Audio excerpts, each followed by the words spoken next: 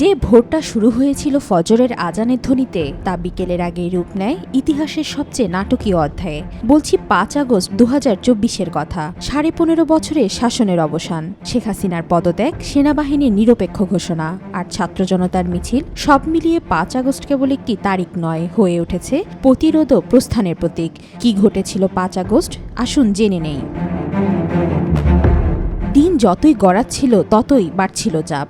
আন্দোলনকারী ছাত্র জনতার দখলে চলে যাচ্ছিল রাজধানী, আর আইনশৃঙ্খলা রক্ষাকারী বাহিনীর ভেতর শুরু হতে থাকে দ্বিধা। তবে সেনাবাহিনী জানিয়ে দেন তারা দেশের স্বার্থে জনগণের পাশেই থাকবেন। সেই সিদ্ধান্তই যেন বদলে দেয় ইতিহাস। ৫ আগস্টের সকালটা অন্য দিনের মতো শুরু হলেও গণভবনের ভেতর চলছিল ভিন্ন হিসাব নিকাশ। প্রধানমন্ত্রী শেখ হাসিনা ভোরেই উঠে ফজরের নামাজে দীর্ঘ দোয়া করেন। তারপর চা হাতে বসেন নিজের অফিসে। চারদিকে কড়া নিরাপত্তা।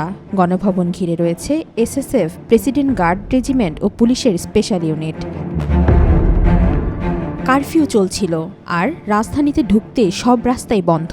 এক কথায় বলা হচ্ছিল একটা পিঁপড়েও ঢুকতে না পারে। অথচ পরিস্থিতি ঠিক তার উল্টো। শহরের ভেতর ভর করে চলছিল জনতার ঢল। ট্যাঙ্ক মোতায়েন ছিল ইন্টারকন্টিনেন্টালের সামনে, কিন্তু তাক করা ছিল শাহবাগের দিকে নয়, বরং বাংলা মোটরের দিকে। তাতেই জন্ম নিচ্ছিল নানান প্রশ্ন। তিনি নাস্তা করলেন। ওই দিনের খাবারের মেনুতে কি কি থাকবে তাও খবর নিলেন, কারণ রাজনৈতিক নেতা ও সুশীল সমাজের গুরুত্বপূর্ণ ব্যক্তি থেকে শুরু করে নানা বাহিনীর শীর্ষ কর্মকর্তাদের তার সঙ্গে দেখা করার কথা। মেনু ঠিক করলেও খেতে পারলেন না হাসিনা। সেই দিন ঢাকার কেন্দ্রীয় Shaheed Minar, Chankharpul, press club, Minto road, সব জায়গায় চলছিল ছাত্র জনতার সমাবেশ। মেট্রো রেল বন্ধ, পুলিশের গোয়েন্দা সদস্যের তল্লাশি, দেওয়াল জুড়ে লেখা খুনি হাসিনা, স্বৈরাচার হাসিনা, শেখ হাসিনা পদত্যাগ করো। এই তিনটি স্লোগান ছড়িয়ে পড়েছে রাজধানী জুড়ে।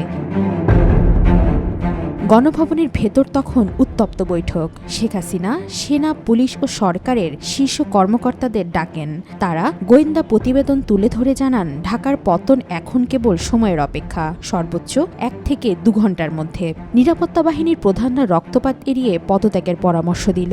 শেখ হাসিনা প্রথমে তা প্রত্যাখ্যান করেন, ধমক দেন অফিসারদের। তিনি বলেন, তোমাদের আমি তুলে এনেছি, আজ তোমরাই আমাকে রক্ষা করতে পারছো না। উত্তরে সেনাবাহিনী ও গোয়েন্দা কর্মকর্তারা তাকে জানিয়ে দেন ঢাকার পতন এখন সময়ের ব্যাপার মাত্র।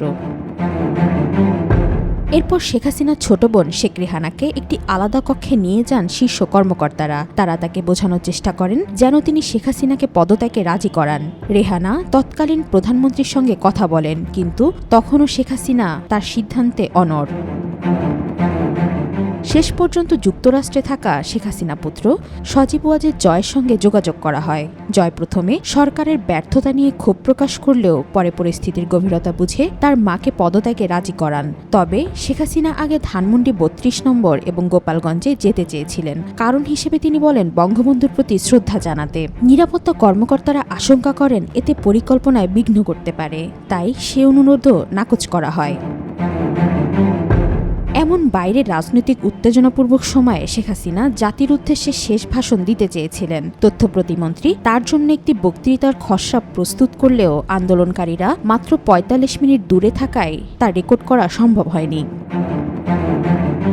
পরিস্থিতির চূড়ান্ত পরিণতি। শেখ হাসিনা ফোন করেন ভারতের প্রধানমন্ত্রী নরেন্দ্র মোদীকে। তাকে ভারতে যাওয়ার জন্য একটি বিমানের ব্যবস্থা করার অনুরোধ করেন তিনি। মোদী প্রথমে রাজি হলেও পরবর্তীতে তিনি জানান কোনো আনুষ্ঠানিক প্রক্রিয়া ছাড়া বিমান পাঠানো হলে তা আন্তর্জাতিক আইন লঙ্ঘন হবে। পরিকল্পনা বদলে যায়। তড়িঘড়ি করে গুছিয়ে নেওয়া হয় ৪টি সুটকেস। প্রথমে গণভবনের পাশে নির্ধারিত একটি জায়গা থেকে নিয়ে যাওয়া হয় শাহজালাল আন্তর্জাতিক বিমানবন্দর সংলগ্ন কুর্মিটোলায় বিমান বাহিনীর বঙ্গবন্ধু ঘাঁটিতে। সেখান থেকে বাংলাদেশ বিমান বাহিনীর একটি C-130 পরিবহন বিমানে শেখ হাসিনা ও শেখ রেহানা ভারতের পথে যাত্রা করেন। গণভবন ত্যাগের পরই সেনা প্রহরা সরিয়ে ফেলা হয়। গণভবন ত্যাগ করার পরই একজন শীর্ষ বেসামরিক আমলা বঙ্গভবনে রাষ্ট্রপতির কাছে শেখ হাসিনার পদত্যাগপত্র জমা দেন। রাষ্ট্রপতির অফিস থেকে সই করে জানানো হয় পদত্যাগপত্রটি গৃহীত হয়েছে।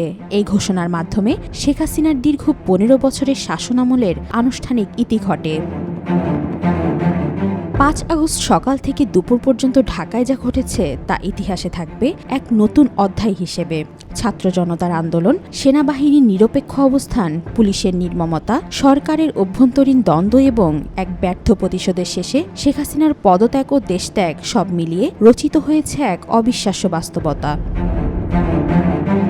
ওয়াহিদা পারভীন ইশিতা, আজকাল।